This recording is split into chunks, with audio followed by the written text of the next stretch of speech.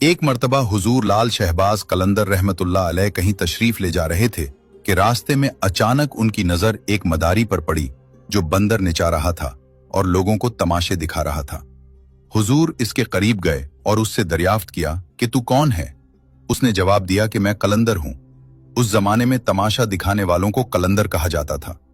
ये जवाब सुनकर हुजूर मुस्कुरा पड़े।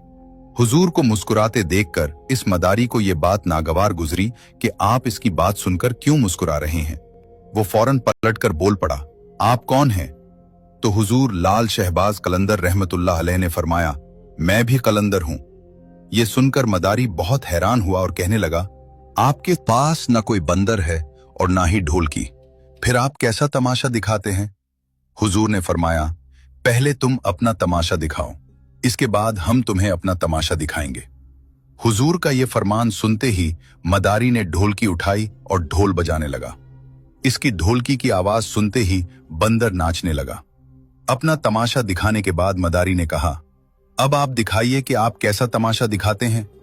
हुजूर लाल शहबाज कलंदर रहमतुल्लाह अलैह ने यह बात सुनी तो वो 2 दरख्तों के ऊपर जा खड़े हुए और उस मदारी से फरमाया, तुम नीचे से गुजर जाओ, लेकिन याद रखना आगे जाकर कभी पीछे मुड़कर न देखना।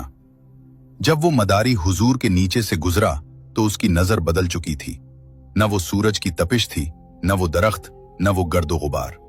सामने खूबसूरत पहाड़ थे, सरसब्ज व शादाब जमीन, मौसम न ज्यादा गर्म न सर्द, बिल्कुल मोतदिल। मदारी अभी इन्हीं सोचों में था कि उसने दूर से एक बहुत बड़ा लश्कर घोड़ों पर सवार अपनी तरफ आते देखा। लश्कर को देखकर उसने सोचा कि आज तो जान से हाथ धोना पड़ेगा। लश्कर उसके करीब पहुंचा तो उसमें से सिपह सालार निकला और मदारी के कुछ कहने से पहले ही अर्ज करने लगा, बादशाह सलामत, आप कहां गुम हो गए थे? हम आपको कब से ढूंढ रहे हैं। आपकी सल्तनत आपके इंतजार में है और मलका का हाल रो रो कर बुरा हो चुका है। आप हमारे साथ चलिए। अब वो मदारी घोड़े पर सवार होकर उनके साथ हो लिया। जब वो महल पहुंचा तो शाही महल का आलीशान नजारा देखकर हैरान रह गया और हैरत से उसे देखने लगा। जैसे ही वो अंदर दाखिल हुआ, खूबसूरत मलका उससे गला शिकवा करने लगी और उसे गले लगाकर कहने लगी, तुम कहां रह गए थे? मैं कितनी परेशान थी। तुम्हारे लिए सल्तनत के सारे लोग फिक्रमंद थे। इस मदारी की हैरत की इंतहा न रही। वो सोचने लगा कि ये सब क्या हो रहा है। ये खूबसूरत वादियां, ये शानदार महल, ये हसीन मलका, ये सब किसका है और ये लोग मुझे अपना बादशाह क्यों समझ रहे हैं?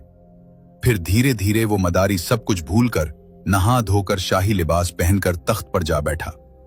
वक्त गुजरता गया। उसके हम